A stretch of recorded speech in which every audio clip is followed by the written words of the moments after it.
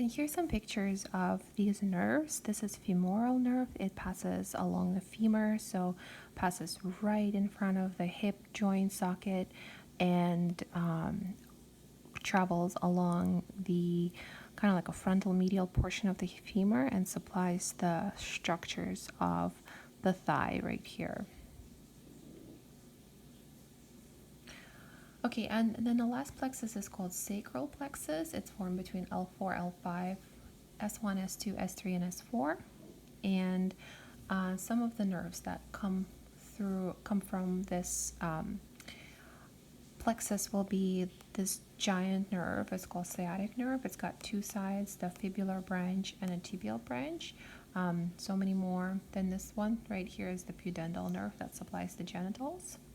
The sciatic nerve supplies pretty much most of the muscles of the leg. Here's the sciatic nerve. It is situated kind of like in the back of the leg, and it begins at the sacral plexus, formed by several spinal nerves. Then it travels through the buttocks, so the muscles of the butt, of the upper leg region, I guess, in the back, and then the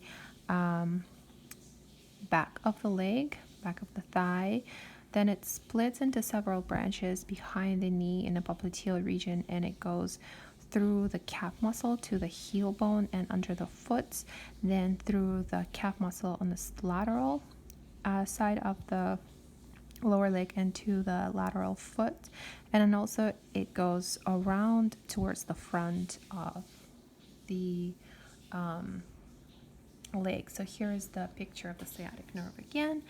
So here is the sciatic nerve. It's really thick, comes from that sacral plexus, and it goes through the buttock muscle. So this is actually, what kind of view is this? This is the posterior view of the body, actually. So this is not the front, this is the back now of the body. So we can see the femoral nerve is kind of like obstructed by the hips, so it's in the front, but sciatic nerve is in the back. So here it is. This is going to be the buttock muscle right here, and then sciatic nerve will travel through the buttock muscle, then through the back of the thigh, through the hamstring muscle. So it's going to follow the posterior medial side of the femur, then around the popliteal region just above it. It's going to split into several branches.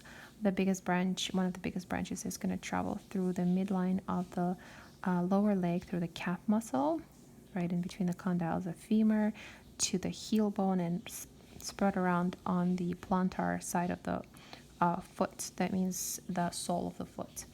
And then another big branch of the sciatic nerve will split towards the medial side of the leg and then come around the fibula bone towards the front, and it's gonna split again right here, right below the head of fibula.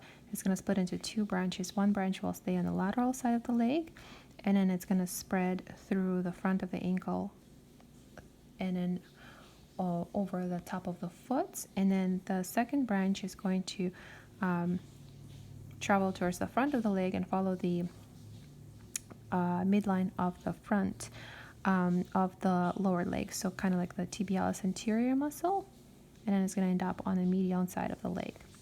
So when the sciatic nerve splits into branches, it becomes other nerves. So the nerve in the middle of the posterior portion of the leg will be called tibial nerve, and then it's going to turn into plantar nerve when it gets into the foot. This branch that travels to the lateral side of the leg is going to be called common peroneal nerve. It's also known as common tibial nerve. Common fibular nerve, and then it's going to split into the fibular portion. And then I'll show you the, here we go. So now this is the front. So we can see the sciatic nerve obstructed by the femur, and then here's the common peroneal nerve coming around towards the front of the leg on the lateral side, and around the head of fibula it splits again into two branches. The superficial peroneal that travels along the lateral side of the leg, front of the ankle, and then splits into the dorsum of the foot. That means the top of the foot.